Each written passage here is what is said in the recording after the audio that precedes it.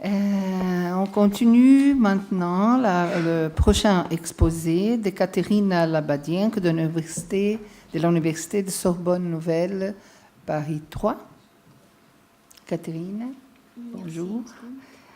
Et vous allez parler sur la révolution de 1917 dans la caricature, à l'exemple de dessins satiriques de la presse des émigrés russes en France.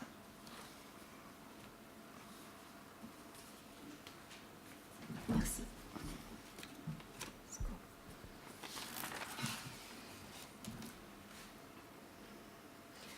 L'abdication du tsar Nicolas II met la fin à la censure.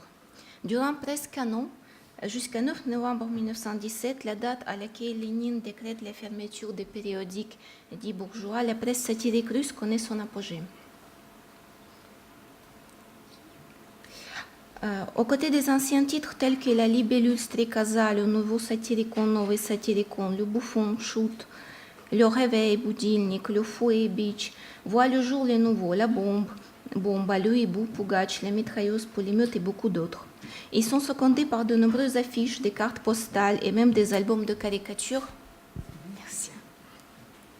Comme par exemple, il fut ainsi Так было de Mikhail Drizou alias Mad.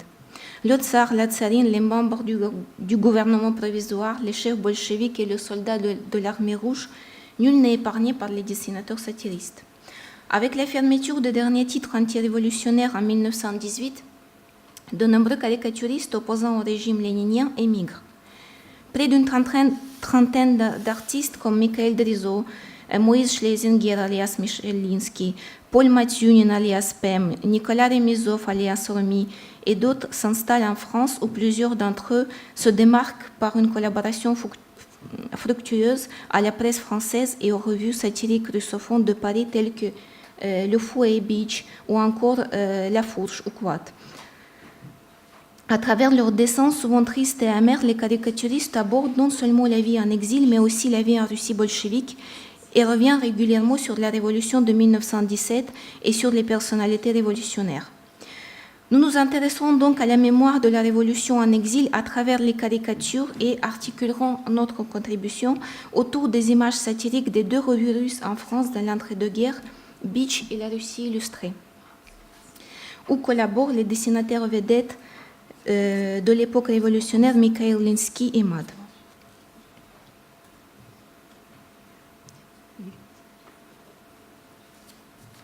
Excuse-moi, c'est pour la lumière. C'est bon. D'accord. C'est bon. L'une des particularités de la presse russe en France, assez abondante dans l'entre-deux-guerres, mais peu longévive, est la reprise des anciens noms des périodiques bien connus en Russie d'avant la révolution de 1917. C'est le cas, par exemple, des titres satiriques Bitch et Satirikon, ainsi que du généraliste La pensée russe, Russkaya мысль. Cela symbolisait une continuité. Un ancien nom devenait en exil une marque, nostalgique certes, fidèle à sa ligne rédactionnelle d'avant et sa maquette à son lecteur et souvent à ses collaborateurs. La Russie s'est donc exilée avec sa presse. Quand en août 1920, Linsky ouvre à Paris la toute première revue satirique des émigrés Bitch, elle devient un repère. En dehors du nom faisant référence à la publication parue d'abord à Saint-Pétersbourg en 1906 sous la rédaction de Lubarsky et ensuite en 1917 à Petrograd sous la direction d'Amphityatrov, Linsky s'y réfère quelquefois à des images connues auparavant.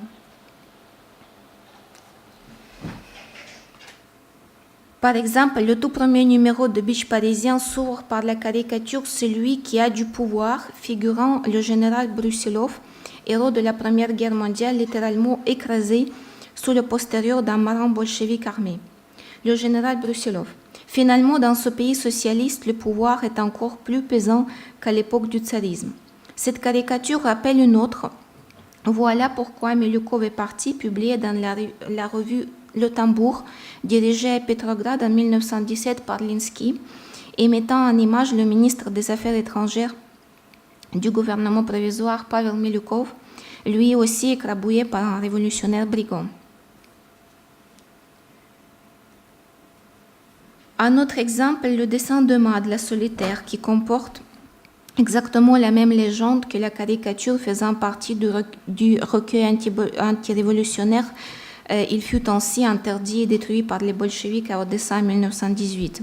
La composition de l'image est aussi similaire. La satire de Bitch parisien vise tout d'abord les personnalités politiques soviétiques, par exemple Léon Trotsky,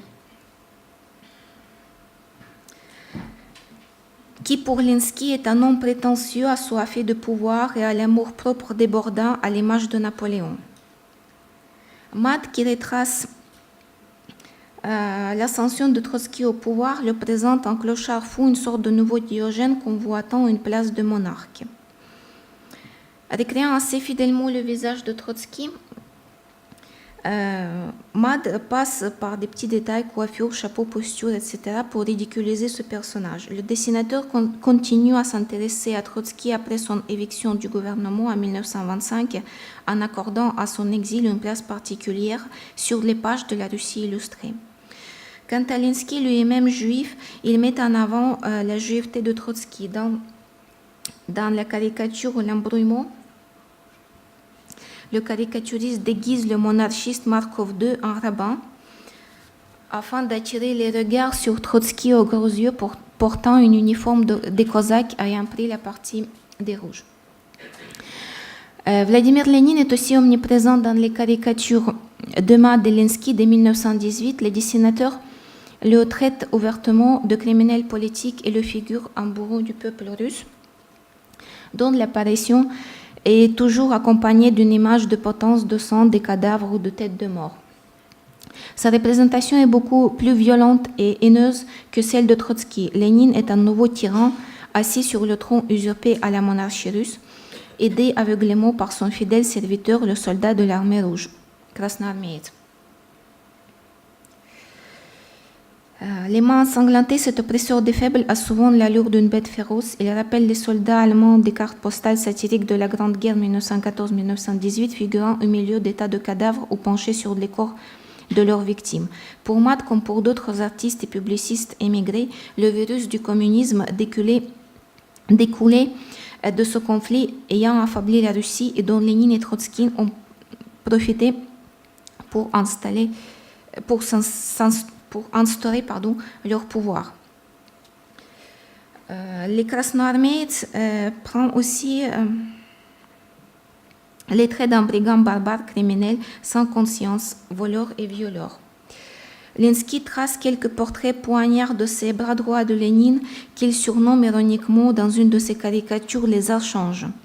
Ainsi, l'artiste nous présente le bienheureux Lunacharsky et le chérubin Zinoviev, la chaste Angélique Balabanova et le doux Peters, les tchéquistes Sayenko de Kharkov et Kalinichenko d'Odessa.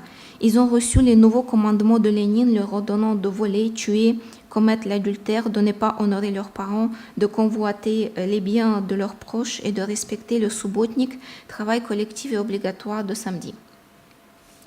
Une force sauvage primitive émane des autres personnalités révolutionnaires présentées par Linsky en rouge couleur du sang.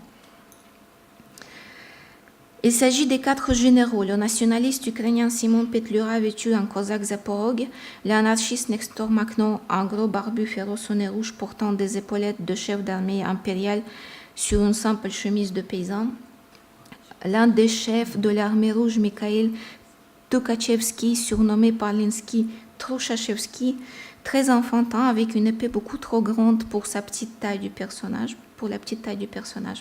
Enfin, l'un des principaux chefs de la cavalerie rouge, Simeon Boudiony, avec sa fameuse moustache et dans ses poches des objets volés. Dans une autre caricature, Linsky va encore plus loin en parlant du commissaire du peuple, Nikolai Krylenko. Le caricaturiste le figure en un homme bête avec un goupillon à la main. Une légende explique Krylenko continue à soumettre la Russie soviétique au châtiment corporel. Cependant, chez Mad, le fidèle soldat de Lénine peut aussi être vulnérable. Tout comme l'émigré russe en situation de précarité à Paris ou le moujik famélique vacillant, maigre, pauvrement vêtu. Ce soldat est issu du peuple qui souffre de la famine d'après-guerre. Le Krasnoarmeец pleure son sort pitoyable de marionnette.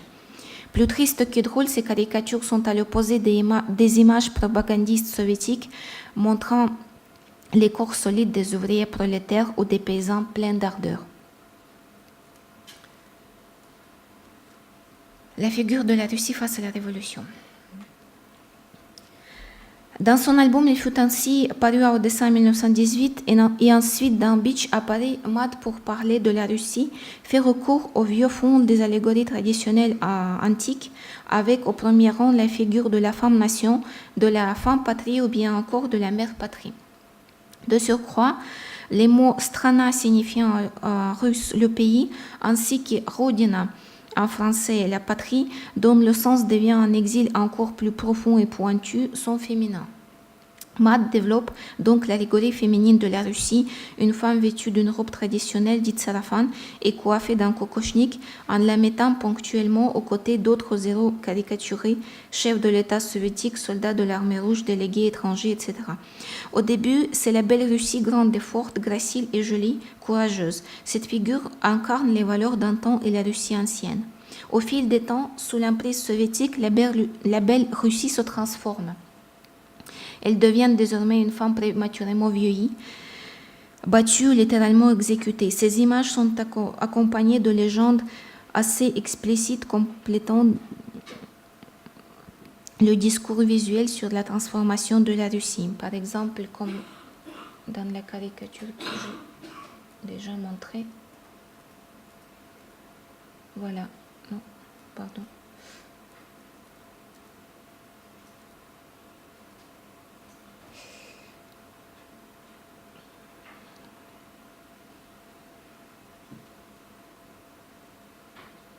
Auparavant, ils la craignaient, maintenant elle leur fait peur. Dans chaque image, la représentation de la Russie soviétique est en une femme cadavérique et meurtrie, la vie en mort effraie. Sur son visage sont dessinés à la fois la misère et l'inquiétude. Ainsi, dans les dessins satiriques des émigrés russes, la Russie soviétique prend d'autres formes iconographiques comme squelettes, cadavres, têtes de mort, croix de cimetière, scènes d'exécution et potence, hache du bourreau, flaque de sang. Les dessins en couleur rouge, symbolisant le pouvoir sanguinaire des bolcheviks, signé Mad et sa figure imposante du faucheur sont un exemple. Également, nous apercevons souvent en arrière-plan de nombreuses caricatures une colonne brisée, une maison, une usine et même toute une ville entière en ruine, un arbre desséché, etc., sans parler de personnages vêtus d'habits en lambeaux. Ces détails difficiles à ignorer plaident chacun à son tour pour une grande justice sociale et symbolisent la ruine qui submerge le peuple russe d'après la révolution de 1917. Par exemple, une caricature de Mad parue dans Beach représente au milieu de ruines une tour rescapée évoquant la forteresse du Kremlin, l'îlot historique de la Russie. Près d'elle s'entassent des architectes imposteurs. Tant de projets pour édifier la nouvelle Russie, mais il n'y a aucun maçon pour les mettre en œuvre.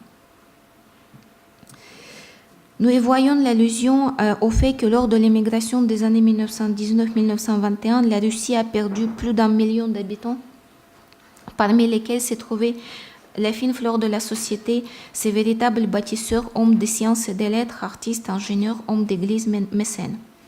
À travers la figure de la ruine, Mad cherche aussi à discréditer les promesses soviétiques en un avenir meilleur. Merci. Et l'image de propagande de bonheur et de prospérité que les bolcheviks tâchent d'introduire dans l'arène internationale. La caricature L'art décoratif en URSS, montrant une belle usine dessinée en trompe-l'œil afin de cacher une véritable ruine derrière, en est une illustration.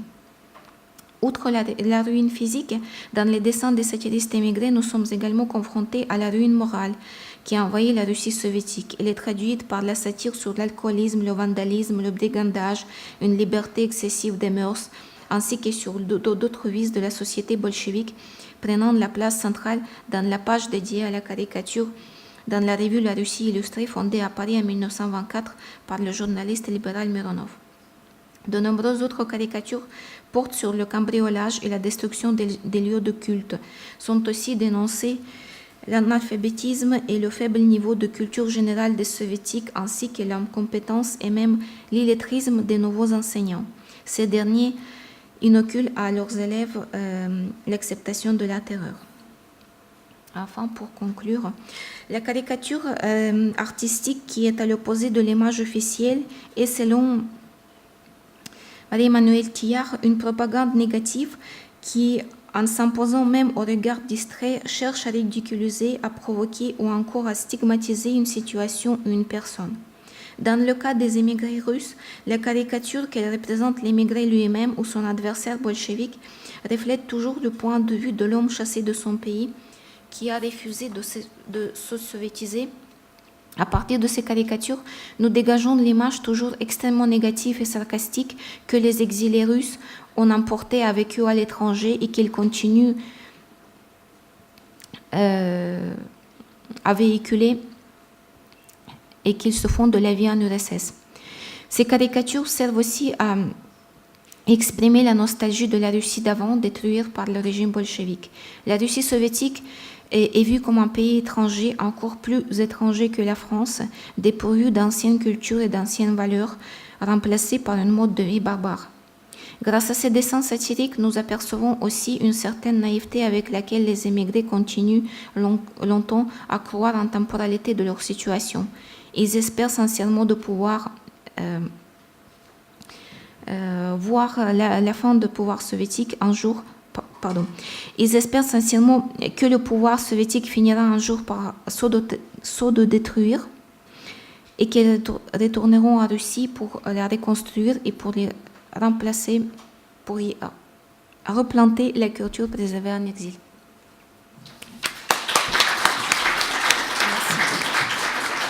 Merci Catherine.